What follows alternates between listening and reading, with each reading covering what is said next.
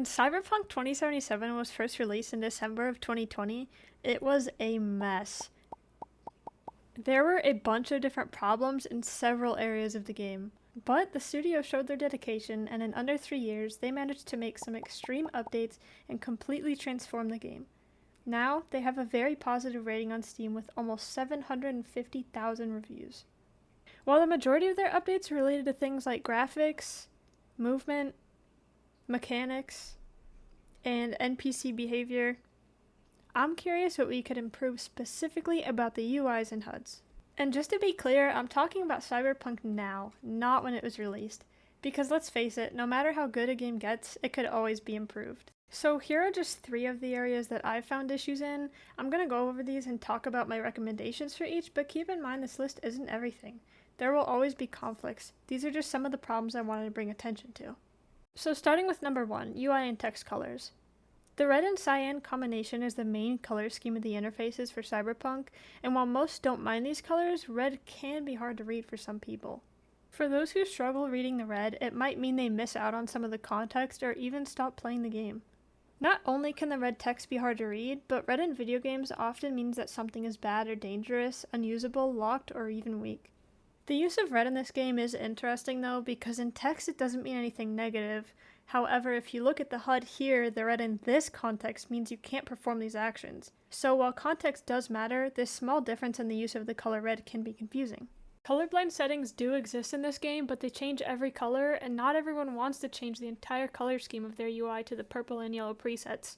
There were also a lot of players who just wanted to be able to change the color of the UI to whatever they wanted. So this lack of customization can lead to a lost sense of personalization in the game. Let's start with the colors. Here are some screenshots that I edited to have text colors other than red. Adding an option to change the red text would allow those who have issues with it to be able to change it.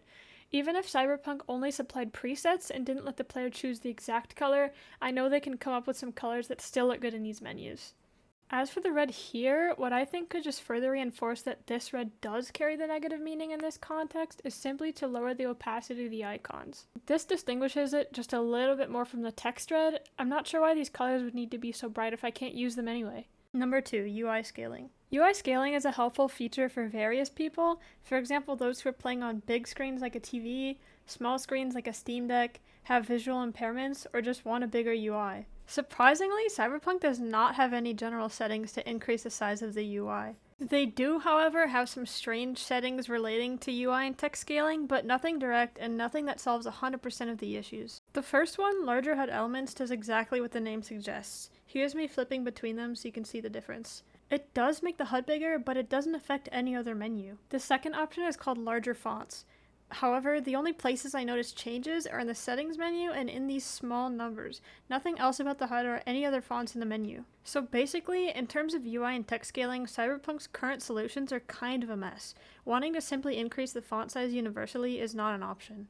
Which means people who need to increase the UI to see are kind of at a loss. Regarding improvements, I have an example of another game that I think they should take inspiration from. Minecraft. I know these images are kind of small, but it doesn't even matter because the difference is so noticeable.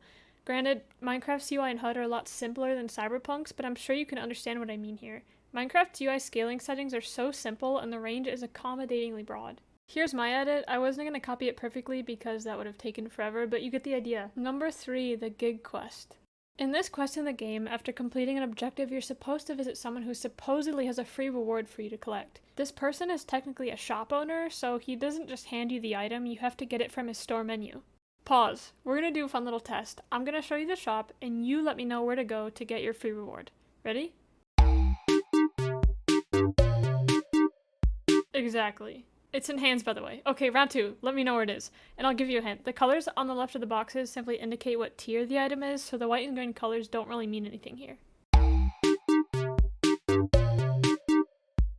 Still can't find it? I didn't think so. In the game, you'd basically have to hover over every category and every item to find it.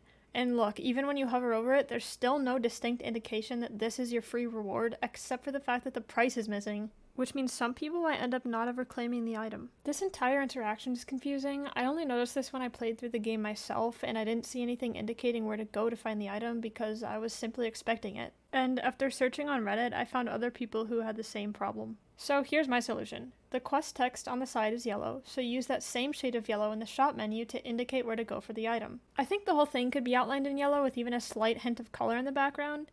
This version with even just the shape in the bottom right corner, or even just changing the color of the dot to yellow.